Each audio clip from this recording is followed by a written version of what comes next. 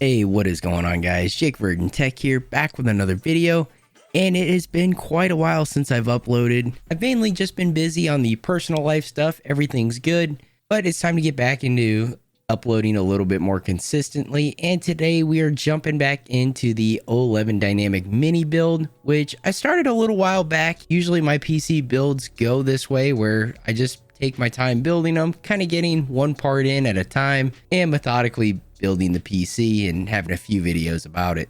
In this video, we got a few things done. As you can see from the B-roll in the beginning, we're mainly just going to go over these steps in this video, as you guys saw just a couple minutes ago. But mainly, we just installed the CPU, mounted the CPU block.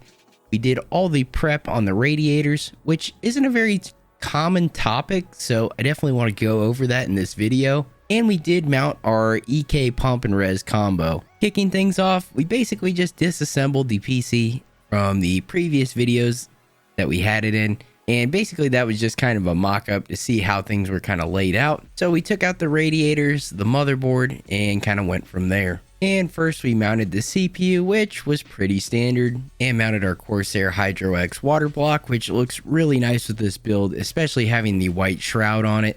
By default, the Corsair water block does come with the Intel bracket, but it also includes the AM4 bracket, which actually just clips in really easily.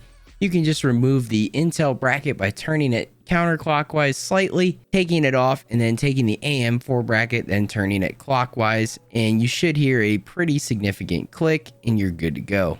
Then as far as thermal pasting, I just used some Noctua's premium grade thermal paste. I was going to use some Kingpin KPX, but I actually didn't have any around, and just put a little bit of Noctua thermal paste on there and just kind of smoothed it over the die of the 5900X. So next is the topic I kind of wanted to cover most for this video, just because there's not a lot of information out there in regards to it as far as water cooling goes, and that is prepping your radiators.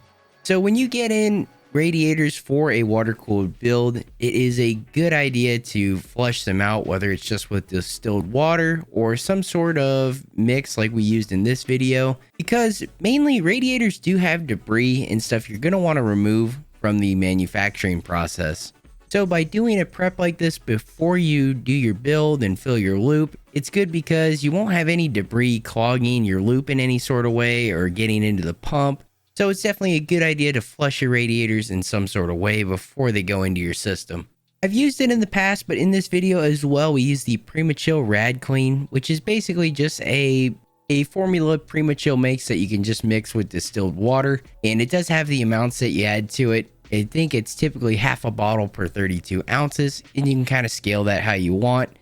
You mix it up with distilled water, add it to your radiators, kind of shake it around and make sure that it's getting through your radiators. Let it sit for an hour or more, and then go ahead and drain the radiators. This is my first time using either a XSPC radiator or a Corsair Hydro X radiator, but I did notice with the Corsair radiator, when I drained it, the water was kind of a bluish color, which usually the PrimoChill Rad Clean doesn't turn any sort of color, which makes me wonder if Corsair does some sort of cleaning before they put their products on the shelf when it comes to their radiators. But still, a radiator flush is probably a good idea either way.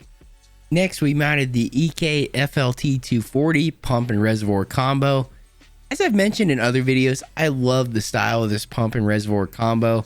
Kind of goes away from the cylindrical style pump res and kind of looks more along the lines of like a distro plate, but definitely doesn't cost as much. But overall, just a really cool, clean design. And I think a pump res combo like this sits perfect just to the right of the motherboard in a Lian Li O11 Dynamic case. So the way I mounted this pump res combo is I mounted it to my 240 Hydro X radiator from Corsair.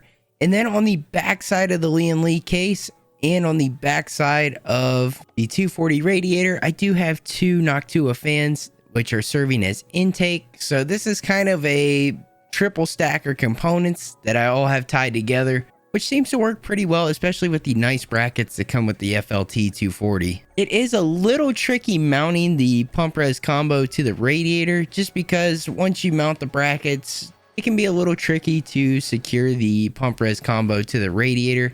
I kind of use my screwdriver at an angle, but it might be easier if you mount the brackets to the radiator first and then use the Allen key with the right angle to tighten it down a little bit. That's probably the better play, but you can do it either way. So that is it for this video, guys. Thank you for watching. Just wanted to put together a little build log of the O11 Dynamic mini build, as it's been a little bit since I've touched this build, but got some different parts in, and we can finally start moving forward on the build.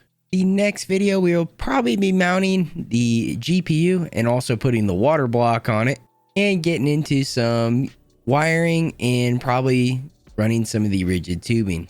If you guys want to see more PC, more tech related videos, be sure to subscribe. As always, guys, thank you for watching, and I'll see you in the next video.